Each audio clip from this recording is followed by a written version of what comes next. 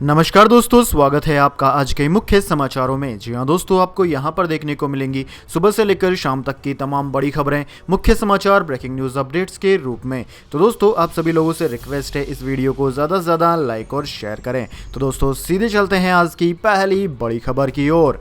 चीन ने कहा वैश्विक अर्थव्यवस्था और विश्व शांति के लिए सबसे बड़ा खतरा है अमेरिका। जी हाँ दोस्तों, चीन के रक्षा मंत्रालय ने अमेरिका को वैश्विक अर्थव्यवस्था और विश्व शांति के लिए सबसे बड़ा खतरा बताया है। चीन की यह टिप्पणी उसके सैन्य महत्वाकांक्षा को लेकर आई अमेरिकी रिपोर्ट के जवाब में आई है। चीनी सैन्य घटनाक्रम एवं लक्ष्यों पर अमेरिकी रक्षा मंत्रालय की ओर से अमेरिकी कांग्रेस को वार्षिक तौर पर दी जाने वाली रिपोर्ट 2 सितंबर को जारी की गई थी। इस रिपोर्ट में कहा गया है कि चीनी सेना के लक्ष्यों से अमेरिका के राष्ट्रीय हितों और अंतर्राष्ट्रीय नियमों पर आधारित व्यवस्था की सुरक्षा के लिए गंभीर निहितार्थ होंगे। रक्षा मंत्रालय के प्रवक्ता कर्नल व्यू क्योन ने रविवार को कहा कि यह रिपोर्ट चीन के लक्ष्यों तथा पीपुल्स लिबरेशन आर्मी और चीन के 1.4 अरब लोगों के बीच संबंध को तोड़ती मरोड़ती है। इसके बाद दोस्तों, अगली बड़ी खबर। इस महामारी के बढ़ते प्रकोप से इजराइल में हाहाकार, प्रधानमंत्री ने दूसरी बार लगाया देशव्यापी लॉकडाउन, पूरी दुनिया में फैला है मामला।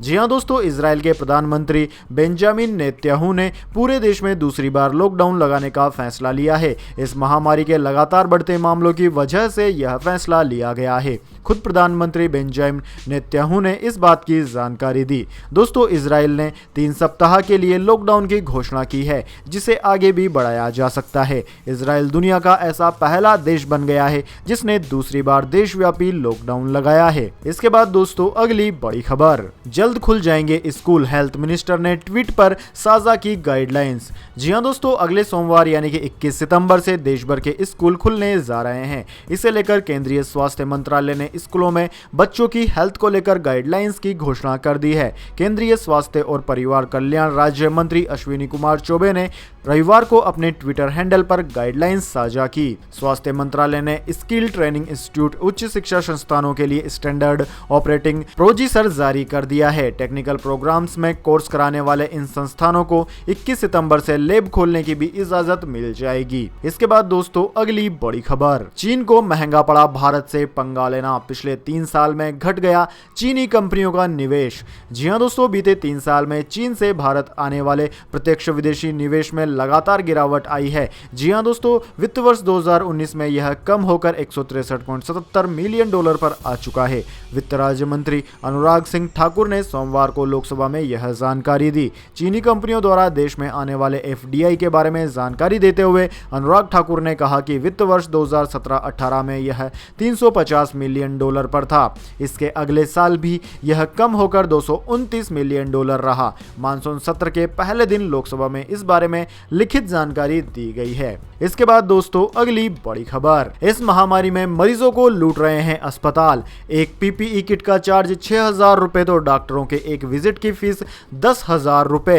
1,32,000 के बिल में दवा की कीमत मात्र 5,000 भी नहीं। जी हाँ दोस्तों, इस महामारी में अस्पताल और डॉक्टर इस समय मरीजों को लूटने का कोई अवसर नहीं छोड़ रहे हैं। हालात ये है कि जो पर्सनल प्रोटेक्टिव इक्विपमेंट यानी कि पीपीई किट ऑनलाइन 400 से 700 रुपए में मिल रही है, उसके लिए अस्पताल 4,000 से लेकर 6,000 रुपए तक वसूल कर रहे हैं। डॉक्टर के एक बार आने की फीस भी कई गुना बढ़ा दी गई है और फिलहाल 10-10 हज़ार रुपए तक एक बार की विजिटिंग फीस ले रहे हैं, तो दवाओं की कीमत इसमें ना के बराबर है। मामला मुंबई के ब्रिज कैंडी अस्पताल का है दोस्तों। यहां पर एक इस महामारी मरीज ने अपना इलाज कराया। इस मरीज को अस्पताल से जब छुट्टी मिली तो बिल देखकर होश उड़ गए। कुल 1,32,000 का बिल था, जिसके अंदर दवा की कीमत मात्र 5,000 रुपए भी नहीं थी। दवाओं के नाम पर मरीज को बिकासूल और अन्य ऐसी ही दवाएं दी गई। बिल में मरीज के टूथब्रश से लेकर हर चीज की कीमत जोड़ी गई। बिल में 10 दिन की पीपीई किट का बिल 60,000 रुपए था, यानी कि हर दिन 6,000 रुपए के केवल डॉक्टरों के कपड़े, जो कि हर मरीज को देने होंगे, यानी कि एक दिन की पीपीई किट की कीमत 6,000। ऑनलाइन पीपीई किट यह 700 रुपए में मिल रही है। वहीं दोस्तों, डॉक्टर पहले एक बार की विजिटिंग फीस 500 से लेकर 1,000, 2,000, 1,500 लेते थे। इस महामारी के समय में विजिटिंग फीस 10,000 रुपए से भी ज्यादा ली गई है, यानी कि 10 दिन में डॉक्टर ने 2 बार विजिट किया किया, जिसका बिल 20,000 रुपए लगाया गया। इसके अलावा सैनिटाइजर, ग्लव्स और मास्क जैसी जरूरी चीजों की भी कई गुना ज्यादा कीमतें वसूली जा रही है। एक छोटा सा मास्क जिसकी कीमत 240 रुपए तक वसूली जा रही है, जो आपको मेडिकल की दुकान पर मात्र 10 रुपए में मिल जाएगा। अस्पतालों की इस लूट के कारण बीमा कंपनियां भी अब पूरा पैसा नहीं दे रही है, पिस रहे हैं आम नागरिक। इसके बाद दोस्तों अगली बड़ी खबर, आम आदमी को लगा झटका, अगले महीने से बढ़ने वाली है टीवी की कीमतें। जी हां दोस्तों, टेलीविजन की कीमतें अक्टूबर से बढ़ सकती है, क्योंकि जो पिछले साल ओपन सेल पैनल पर 5% आयात शुल्क रियायत दी गई थी, वो इस महीने के अंत में समाप्त हो जाएगी। टेलीविजन उद्योग पहले से ही दबाव में है, क्योंकि पूरी तरह से निर्मित पैनलों की कीमतें 50% से अधिक बढ़ गई है। टाइम्स ऑफ इंडिया की रिपोर्ट के मुताबिक यह पता चला है कि इलेक्ट्रॉनिक्स और आईटी मंत्रालय इंपोर्ट ड्यूटी रियायत को बढ़ाने के पक्ष में है। इंपोर्ट ड्यूटी रियायत दिए जाने की वजह से टीवी मैन्युफैक्चरिंग में निवेश बढ़ाने में मदद मिली है। वहीं दोस्तों सूत्रों से मिली जानकारी के अनुसार टीवी की कीमतें 1200 से लेकर 1500 रुपए तक बढ़ सकती है। इसके बाद दोस्तों अगली बड़ी खबर, दोबारा राज्यसभा के उपसभापति चुने गए एनडीए उम्मीदवार हरिवंश। जी हां दोस्तों, राज्यसभा सांसद और जनता दल के नेता हरिवंश नारायण सिंह को दोबारा राज्यसभा का उपसभापति चुना गया है। विपक्ष की ओर से राजद नेता मनोज कुमार झा और एनडीए के जदयू नेता हरिवंश के बीच कांटे की टक्कर थी। हरिवंश नारायण के उपसभापति चुने जाने के बाद प्रधानमंत्री नरेंद्र मोदी ने सदन में कहा कि मैं हरिवंश जी को उपसभापति चुने जाने के लिए बधाई देता हूं। प्रधानमंत्री मोदी ने कहा कि एक पत्रकार और समाज सेवी होने के नाते उन्हें बहुत लोग पसंद करते हैं। हम सभी ने देखा कि उन्होंने पहले भी संसद की कार्यवाही किस तरह से चलाई है। इसके बाद दोस्तों अगली बड़ी खबर, कंगना रनावत का उद्धव ठाकरे पर फिर निशाना, कहा जिन्हें किया एक्सपोज उनके साथ घूमता है बेटा आदित्य। जी हां दोस्तों, कंगना रनावत और महाराष्ट्र सरकार के बीच तनातनी खत्म होने का नाम नहीं ले रही है। कंगना बॉलीवुड की उन चुनिंदा सितारों में से एक है जो शिवसेना पार्टी के खिलाफ खुलकर अपने विचार रख रही है। कई सोशल मीडिया यूजर्स का यह मानना है कि कंगना को कहीं ना कहीं राजनीतिक संरक्षण भी प्राप्त है, इसलिए वे अपने ऊपर आती कठिनाइयों के बावजूद लगातार महाराष्ट्र सरकार पर निशाना साध रही है। दोस्तों आपकी जानकारी के लिए बता दें, कंगना की मां ने भी शिवसेना पर तीखा हमला किया है और हाल ही में उन्होंने बीजेपी पार्टी को ज्वाइन किया है। कंगना ने एक बार फिर महाराष्ट्र के सीएम उद्धव ठाकरे पर एक ट्वीट के जरिए निशाना साधा। कंगना ने ट्वीट करते हुए कहा कि महाराष्ट्र के मुख्यमंत्री की बेसिक समस्याएं यह है कि मैंने आखिर क्यों मूवी माफिया सुशांत सिंह राजपूत के हत्यारों और उनके ड्रग रैकेट को एक्सपोज किया, जिनके साथ उनका बेटा आदित्य ठाकरे घूमता फिरता है। ये मैंने बहुत बड़ा अपराध कर दिया है और अब वे मुझे फिक्स करना चाहते हैं। ओके, आप कोशिश कीजिए, देखते हैं कौन किसको फिक्स करता है। दरअसल दोस्तों आपकी जानकारी के लिए बता दें, उद्धव ठाकरे के बेटे आदित्य ठाकरे का बॉलीवुड से काफी निजी कनेक्शन है। इसके बाद दोस्तों जान लेते हैं पूरी दुनिया और भारत में इस महामारी की क्या है स्थिति। तो दोस्तों भारत की बात की जाए तो भारत में इस महामारी ने रिकॉर्ड तोड़ दिए हैं। भारत में कुल मिलाकर अब 49 लाख से ज्यादा संक्रमित मामले सामने आ चुके हैं, जिनमें से 10 लाख के करीब एक्टिव मामले हैं और कुल मौतों का आंकड़ा 80,000 को पार कर गया है। भारत में सबसे ज्यादा प्रभावित राज्य महाराष्ट्र है, जहां पर 10 लाख से ज्यादा संक्रमित है। इसके बाद में दोस्तों आंध्र प्रदेश, तमिलनाडु, कर्नाटक, उत्तर प्रदेश, दिल्ली, वेस्ट बंगाल, बिहार, तेलंगाना, ओडिशा, असम, गुजरात, केरला, राजस्थान, हरियाणा आदि राज्यों का नाम आता है। इन सभी राज्यों में 1 लाख से ज्यादा संक्रमित मामले अब तक सामने आ चुके हैं। इसके बाद दोस्तों अब बात कर लेते हैं पूरी दुनिया की, लेकिन उससे पहले मेरी आपसे एक छोटी सी रिक्वेस्ट है, अगर दोस्तों आपको अभी तक हमारी न्यूज़ पसंद आई है तो इसे एक छोटा सा लाइक जरूर दे दें, और अगर आपको पसंद नहीं आई है तो बेशक आप डिसलाइक भी कर सकते हैं, लेकिन दोस्तों लाइक और डिसलाइक जरूर कीजिए, क्योंकि दोस्तों यही हमारी मेहनत का फल होता है और इसी से हमें पता चलता है कि आपको हमारी वीडियो पसंद आई है या नहीं। तो दोस्तों बात की जाए पूरी दुनिया की, तो पूरी दुनिया में इस वक्त तक इस महामारी के संक्रमितों का आंकड़ा 2,90,00,000 को पार कर गया है, जिनमें से 9,24,000 से ज्यादा लोगों की जान चली गई है। दोस्तों सबसे ज्यादा प्रभावित देश अमेरिका है, जहां पर 65,38,000 से ज्यादा संक्रमित है। दूसरा नंबर भारत का है, जबकि तीसरा नंबर ब्राजील का है, जहां पर 43 लाख से ज्यादा संक्रमित है। इन तीनों देशों के बाद में Russia, Peru, Colombia, Mexico, South Africa, Spain आदि देशों का नाम आता है। इसके बाद दोस्तों अगली बड़ी खबर, महामारी को लेकर सीरम इंस्टीट्यूट के प्रमुख ने कहा 2024 के आखिरी तक ही सबके लिए उपलब्ध हो सकेगी इस महामारी की वैक्सीन। जी हां दोस्तों, इस साल के अंत तक इस महामारी वैक्सीन को सभी के लिए उपलब्ध हो जाने की उम्मीदों पर पानी फेरते हुए दुनिया की सबसे बड़ी वैक्सीन निर्माता कंपनी के प्रमुख ने कहा है कि साल 2024 के अंत से पहले सभी को दिए जाने के लिए इस महामारी वैक्सीन का निर्माण नहीं हो सकेगा। फाइनेंशियल टाइम्स को दिए गए एक इंटरव्यू में सीरम इंस्टीट्यूट ऑफ इंडिया के प्रमुख आधार पूनावाला ने कहा कि दवा कंपनियों ने उत्पादन में तेजी से बढ़ोतरी की है, जिससे दुनिया की पूरी आबादी को कम से कम समय में टीके लगाए जा सके। पूनावाला ने कहा कि इस धरती पर सभी को वैक्सीन मिलने में 4 से 5 साल का समय तो लग ही जाएगा।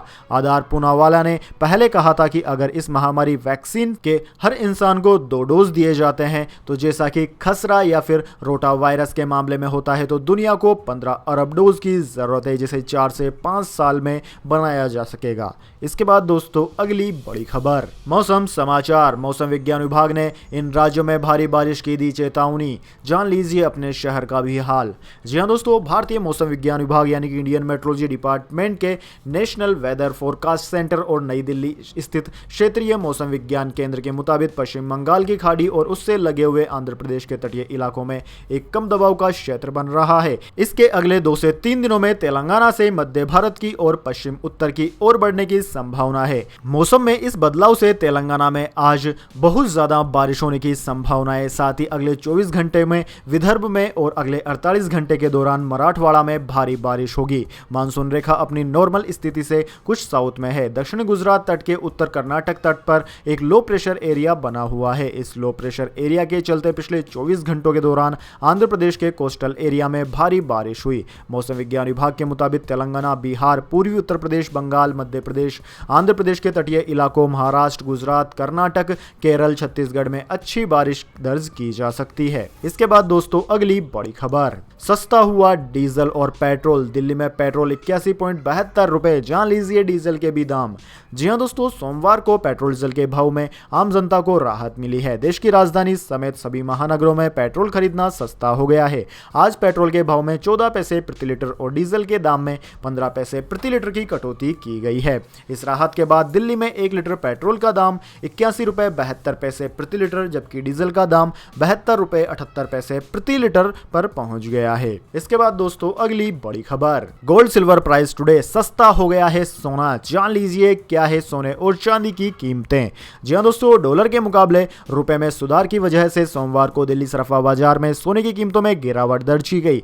HDFC सिक्योरिटीज ने जानकारी दी है कि सोने की कीमतों में 24 रुपए प्रति 10 ग्राम की गिरावट आई है। हालांकि इस बीच चांदी का भाव 222 रुपए प्रति किलोग्राम तक बढ़ गया है। दोस्तों अंतरराष्ट्रीय बाजार की बात की जाए तो दोनों कीमती धातुओं में अंतरराष्ट्रीय बाजार में वृद्धि दर्ज की गई है। दोस्तों सोने की बात की जाए तो दिल्ली सराफा बाजार में 24 कैरेट शुद्धता वाला सोना 24 रुपए प्रति 10 ग्राम कम होकर 52,465 रुपए प्रति 10 ग्राम पर पहुंच गया। वहीं चांदी की बात की जाए तो चांदी 222 रुपए बढ़कर 69,590 रुपए प्रति किलोग्राम पर पहुंच गई है। वहीं अंतरराष्ट्रीय स्तर पर सोने और चांदी की कीमतों की बात की जाए तो अंतरराष्ट्रीय स्तर पर सोना $1945.5 प्रति औंस, जबकि चांदी $26.87 प्रति औंस रही। इसके बाद दोस्तों अगली बड़ी खबर, आधार में मोबाइल नंबर अपडेट कराना हुआ बहुत आसान, डॉक्यूमेंट दिखाना भी नहीं है जरूरी। जी हां दोस्तों, भारतीय विशिष्ट पहचान प्राधिकरण UIDAI यानी कि उदय आधार अधिनियमों में संशोधन करता रहता है। अगर संशोधन के बाद आपको आधार में अपनी जानकारी अपडेट करनी है तो नियमों को जानना बहुत जरूरी हो जाता है। अगर दोस्तों आपके आधार के साथ मोबाइल नंबर अपडेट नहीं है तो कई सेवाओं का फायदा आप नहीं ले पाएंगे। ऐसे में आप तुरंत अपने आधार के साथ मोबाइल नंबर अपडेट कर सकते हैं। इसके लिए आपको कुछ भी नहीं करना है, बस आपको अपने नजदीकी आधार केंद्र पर जाना है। वहां मात्र 50 रुपए की फीस देकर आप अपना मोबाइल नंबर आधार से कनेक्ट करवा सकते हैं। इसके बाद दोस्तों अगली बड़ी खबर, लाखों डिवाइसेस पर बड़ा खतरा, ब्लूटूथ के जरिए हैकर के पास पहुंच रहा है आपका पूरा डेटा। जी हां दोस्तों, ब्लूटूथ आजकल हमारे डिवाइसेस का जरूरी हिस्सा बन गया है। यह डिवाइस को वायरलेसली कनेक्ट रहने और डाटा ट्रांसफर करने में मदद करता है। लेकिन इस हफ्ते CNET की रिपोर्ट से एक बहुत चौंकाने वाला मामला सामने आया है। पता चला है कि लाखों ब्लूटूथ सपोर्टेड डिवाइसेस पर बड़ा खतरा मंडरा रहा है। रिपोर्ट में ब्लूटूथ के बारे में बात की गई है जो डिवाइसेस को प्रभावित करने वाली एक नई खामी है। इस दिक्कत की वजह से अटैकर 2 ब्लूटूथ डिवाइसेस के बीच की सिक्योरिटी कीज को एक्सेस कर सकता है। ऐसा करने के बाद वह ब्लूटूथ डिवाइस को अपने आसपास कनेक्ट कर लेता है। इस परेशानी को क्रॉस ट्रांसपोर्ट की डेरी डेरिवेशन ने रिपोर्ट किया है और दो डिवाइसेस के बीच ऑथेंटिक की सेटअप करने वाला कंपोनेंट इसके लिए जिम्मेदार है। इसकी मदद से हैकर आपके पर्सनल डेटा को चुराने का काम कर रहे हैं। इसके बाद दोस्तों अगली बड़ी खबर, भारतीयों की जासूसी कराने में चीनी सरकार का है बड़ा हाथ, बड़े अधिकारी सीधे तौर पर शामिल। जी हां दोस्तों, एलएसी पर घुसपैठ करने से बाज न आने वाला चीन भारत के अंदर भी निगाह रखने की पूरी कोशिश कर रहा है। खुलासा हुआ है कि चीन भारतीयों की जासूसी करा रहा है। दोस्तों, न्यूज चैनलों से तमाम जानकारियां मिली है कि कई राजनेताओं समेत न्यूज चैनलों, उद्योगपतियों की जासूसी चीन करवा रहा है। यह काम एक चीनी आईटी कंपनी जेन्युआ डाटा इंफॉर्मेशन टेक्नोलॉजी कर रही है। सरकारी सूत्रों के अनुसार चीनी कंपनी द्वारा की जा रही जासूसी में चीन की सरकार का हाथ है, बल्कि यहां तक कहा गया है कि इसमें सरकार के बड़े अधिकारी सीधे तौर पर शामिल है। चीनी अधिकारी जासूसी से मिले डाटा का विश्लेषण कर रहे हैं। इसके बाद दोस्तों अगली बड़ी खबर, चीनी वायरोलॉजिस्ट का खुलासा, वुहान लैब में ही बनाया गया था यह महामारी वायरस। जी हां दोस्तों, इस महामारी वायरस को लेकर चीनी की महिला वायरोलॉजिस्ट डॉक्टर ली मेंग यान ने एक बड़ा खुलासा किया है। उनका कहना है कि इस महामारी को वुहान की लैब में बनाया गया है। काफी समय से इस महामारी वायरस पर शोध कर रही यान Hong Kong school of public health से जुड़ी हुई थी। अपने शोध के दौरान उन्हें ऐसे तथ्य मिले जिनसे पता चलता है कि इस महामारी के वायरस को चीन में बनाया गया था। चीनी वायरोलॉजिस्ट के इस खुलासे से बीजिंग एक बार फिर दुनिया के निशाने पर आ गया है। अमेरिका सहित कई देश शुरुआत से ही यह कहते आए हैं कि चीन ने जानबूझकर इस महामारी वायरस को बनाया है। हालांकि यह बात अलग है कि चीन ने कभी इन आरोपों को स्वीकार नहीं किया है। वहीं दोस्तों ली मेंग यान ने एक इंटरव्यू के दौरान कहा कि जब इस महामारी वायरस का पता चला तो विश्व स्वास्थ्य संगठन यानी कि WHO की तरफ से भी कोई प्रतिक्रिया नहीं आई। उन्होंने चीनी अधिकारियों को संभावित खतरे के बारे में सूचित किया, लेकिन उनकी चेतावनी को नजरअंदाज कर दिया गया। वायरोलॉजिस्ट ने कहा कि वायरस वुहान की एक लैब में बनाया गया जो चीनी सरकार के नियंत्रण में है। दोस्तों ली मेंग योन ने कहा कि जब उन्होंने इस खतरे के बारे में दुनिया को अवगत कराने की बात कही तो चीनी अधिकारियों ने उन्हें डराया धमकाया। साथ ही दोस्तों आप सबको भी पता होगा कि शुरुआती दिनों में ऐसी कई सारी खबरें आई थी कि वुहान में कई सारे डॉक्टरों को गिरफ्तार कर लिया गया है और कईयों को तो चीनी सरकार के द्वारा मार दिया गया है। तो दोस्तों यह थी आज की तमाम बड़ी खबरें। इसके बाद दोस्तों बारी आती है आज के माइंड क्विज क्वेश्चन की। जी हाँ दोस्तों, एक आसान से सवाल का जवाब देकर आप जीत सकते हैं एक अमेजिंग सरप्राइज गिफ्ट हमारे यूट्यूब चैनल की ओर से। तो दोस्तों आज का सवाल आपकी स्क्रीन पर आ चुका है। दोस्तों आपको बताना है भारतीय कैलेंडर और अंग्रेजी कैलेंडर में कितने वर्षों का अंतर है। जी हाँ दोस्तों, अगर आप जानते हैं कि इंडियन कैलेंडर और वेस्टर्न कैलेंडर में कितने वर्षों का अंतर है तो जल्दी से अपना उत्तर कमेंट बॉक्स में लिख दीजिए। अगर दोस्तों आपका जवाब होता है एकदम सही और आप चुन लिए जाते हैं लक्की विजेता के रूप में तो आपको मिल सकता है एक अमेजिंग सरप्राइज गिफ्ट हमारे यूट्यूब चैनल की ओर से। तो दोस्तों जल्दी से अपना उत्तर कमेंट बॉक्स में लिख दीजिए, वीडियो को लाइक कर लीजिए और चैनल को सब्सक्राइब करके बेल आइकन भी दबा लीजिए। धन्यवाद। वंदे मातरम। जय हिंद, जय भारत।